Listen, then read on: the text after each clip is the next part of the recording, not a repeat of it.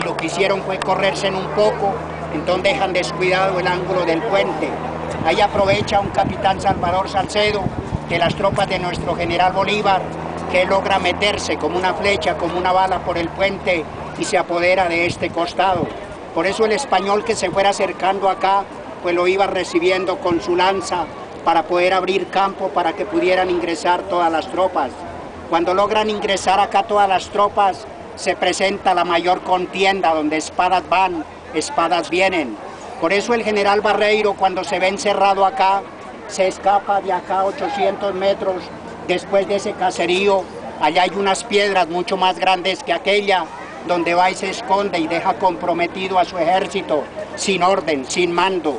Entonces los españoles, para que no les sucediera lo que les pasó en el pantano de Vargas, pues lo que hacen es entregarse, porque ya nadie los tenía organizados, y se entregan 1.600 hombres de 2.670, que era la columna española. Mueren 100 personas de los españoles. Acá el grupo de Bolívar era un poquito más numeroso, 2.850, de los cuales mueren 13 personas, 53 heridos. Como cosa curiosa, murieron los dos capellanes de ambos ejércitos, un fray Miguel Díaz y un padre Galindo de los españoles. Cuando termina la guerra, aproximadamente 4:30, 5 de la tarde, ahí es donde nombran a dos menores de edad, a Pedro Pascasio Martínez y a un negrito José, que eran los encargados de colocarle las monturas, de hacerse de cargo de los caballos. Incluso se había perdido un caballo de Bolívar, donde para que no lo regañara, ellos van en búsqueda de ese caballo y van hacia la parte alta.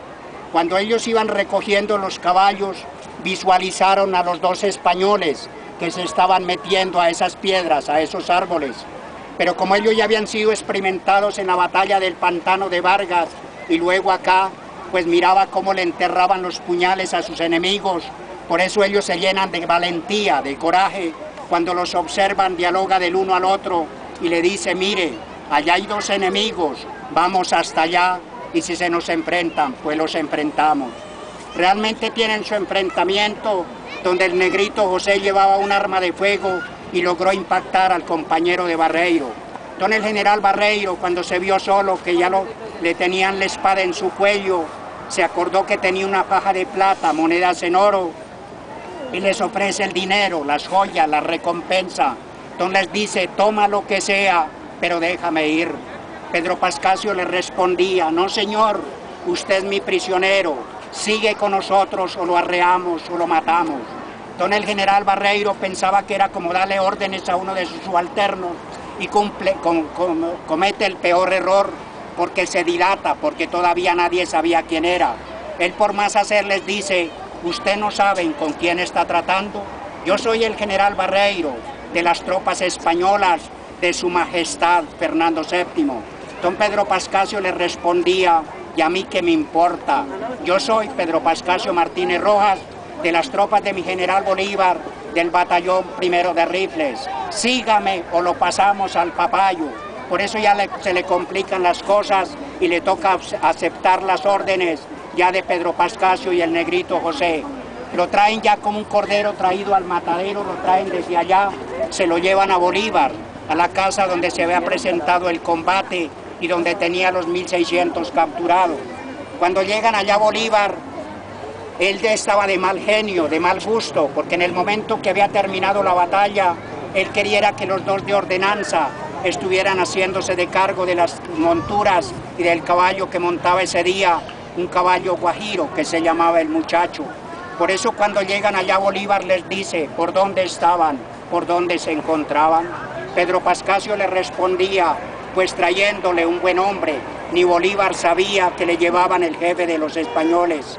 Por eso cuando lo interrogan y lo desenmascaran y saben que era el general Barreiro, el capitán Salvador Salcedo, que fue el que primero cruzó acá el puente, como estaba aguerrido, con sangre caliente, apenas reconoció a Barreiro y se le lanzaba encima de Barreiro y le decía a Bolívar: déjamelo, que yo lo mato.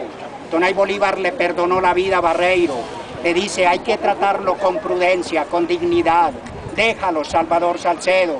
Y lo que hacen es colocarlo en cabeza de los 1.600 capturados, como la cabeza más visible, la cabeza primordial. Entonces el general Bolívar dejó encargado a Anzoátegui Sublet para que él se hiciera de cargo de todos los capturados, que levantaran la seguridad y en especial del general Barreiro, que no se escapara. Entonces el general Bolívar le da el agradecimiento a Pedro Pascasio y lo asciende a sargento.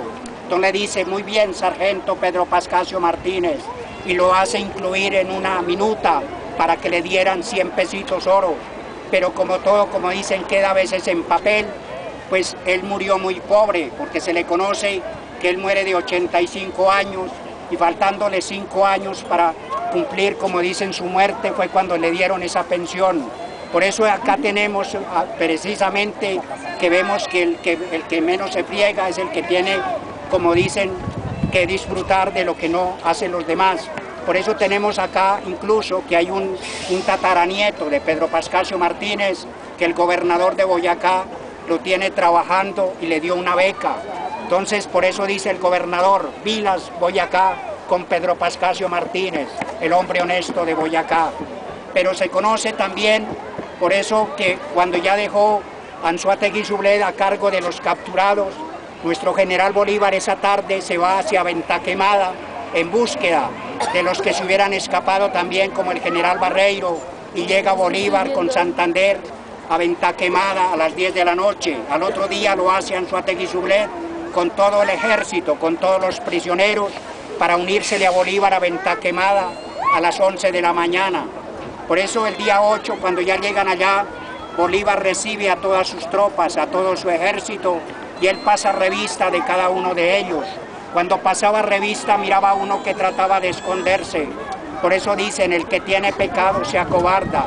Bolívar lo miraba de pies a cabeza y lo reconoció que era un traidor, que en 1812 había entregado Puerto Cabello y lo había entregado a los españoles.